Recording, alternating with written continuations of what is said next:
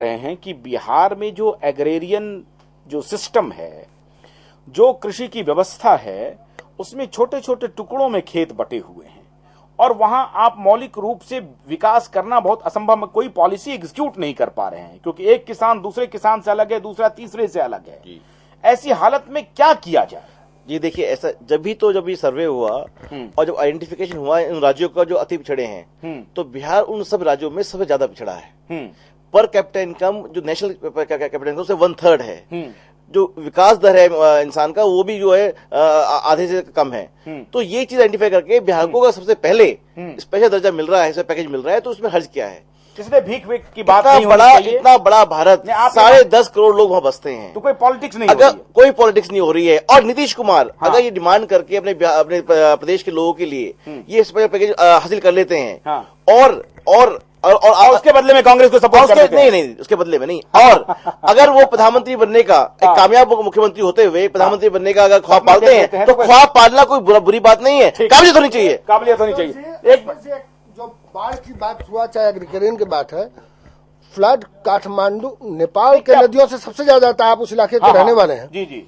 और ये भारत सरकार का फेलियर है कि अभी तक पिछले कई सालों से कोई समझौता नहीं हुआ नेपाल के साथ। चाइना नेपाल दोनों का इस प्रॉब्लम को सॉल्व नहीं कर पा रहे हैं। नहीं अंबिका जी, आप कह रहे थे जो आर्थिक स्थिति, सामाजिक स्थिति है वहां की, वो वस्तु स्थिति यह है कि अब जो इलाका बचा है बिहार के पास, उसमें ज्यादातर इलाके बाढ़ और सुखाड़ वाले हैं। ऐसी स्थिति में और लैंड होल्डिंग्स, बड़े बड़े किसान नहीं है वहां पे, अब मार्जिनलाइज्ड किसान हैं।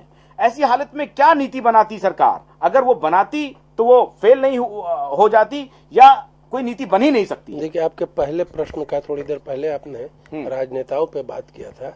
इस बात को गंभीरता से समझिए। मैं आपकी बहुत सी बात से सहमत भी हूँ कि बिहार में नेतागिरी की छवि, नीतीश कुमार की बात मैं नहीं कर रहा हूँ, वो तो आज एक योद्धा की तरह जीत रहे हैं, समझ में आती है। लेकिन बहुत बड़ा रोल अभी नवीन जी ने 1967 को कट ऑफ पीरियड कहा कि उसके बाद से बिहार की तेजी से हालत खराब हुई और उसके लिए राजनेता आपने कहा जिम्मेदार है। मैं भी कहता हूं, लेकिन ज्यादा जिम्मेदार कौन नेता है? Non resident Bihari's, NREs। Delhi में बैठ के पॉलिटिक्स करना है और टेलीविजन के सामने आना है और बड़ी बड़ी बात करना है। बिहार उनसे छूट गया, बिहार की धरती छूट गई और बिहार की राजनीति जिम्मेदारी बिहार के समाज की नहीं थी कि वो अपना नेता खड़ा कर सकते इस दर्शन के लायक। उन्होंने लालू जी को खड़ा किया, वो 15 साल 20 साल पीछे लेके चले गए। ये नीतीश जी कह रहे हैं, हम नहीं कह रहे। ये बात इसी को मैं समझाना चाह रहा हूँ। बिहार से सिर्फ बिहार के लोगों का बाहर रोजगार के लिए पलायन नहीं हुआ है, नेताओं का नेतागिरी के लिए पलायन हुआ है। तो और इस बात को समझिए, एक्सपोर्ट हो रही है क्या? हो ही रही है। प्रधानमंत्री बनने की तरफ आप दिल्ली में एक से एक नेताओं को देखिए। नहीं, और बिहार में नेताओं का इंपोर्ट आज से नहीं है। खास करके शरद यादव जी गए ना, शरद यादव बहुत रिसेंट एग्जाम्पल है कि जॉर्ज फर्नांडिस गए, मधुली में गए, मधुली में मीनू मसानी से लेकर कई लोग गए हैं। 1952 से लेकर आज तक सोशलिस्ट नेताओं का इंपोर्ट वहां पर हुआ है। तो ये दुर्भाग्य किसका था? बिहार के राजनेताओं का, बिहार के समाज? अरे भाई, आप किसी राज्य को दुर्भाग्य क्यों कहते हैं? ये नेता नहीं पैदा कर पाते हैं। फिर वही बात, नेता तो इतने हुए, अभी मैं गिनाऊं? अरे नेता का मतलब ये नहीं होता है कि कुर्सी हथियाना। नेता का मतलब होता है अपने समाज को आर्थिक सामाजिक मोर्चे पर आगे ले जाना। आप ही ने कहा 67 तक बेस्ट एडमिनिस्ट्रेटेड स्टेट था जी, वही सब बिहारी कर रहे थे। 67 के बाद खराब हुआ। क्यों खराब हुआ? क्योंकि मधुली में वहां चले गए। मिली जुली उसमें भारतीय जनसंघ भी आ गया और समाजवादी पार्टी भी आ गई। अब मिली जुली खिचड़ी हो गई। तो नॉन रेजिडेंट बिहारी जो लीडर्स हैं उनकी वजह से हुआ, बिहार के नेताओं की वजह से नहीं हुआ। फिर वही तो, ये बिहार के नेता नहीं है, ये दिल्ली के नेता। सुनिए, आप कह रहे हैं कि बिहार मैं कह रहा हूँ इनकी दिल्ली के नेताओं की बात में ना आइए। बिहार को समझने वाले लोग ही अब कम है, इसीलिए ये राजनीति समझ में नहीं आ रही है।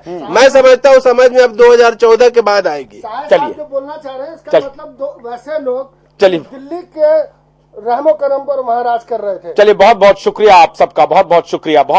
बहुत ही हॉट डिस्कशन हुआ।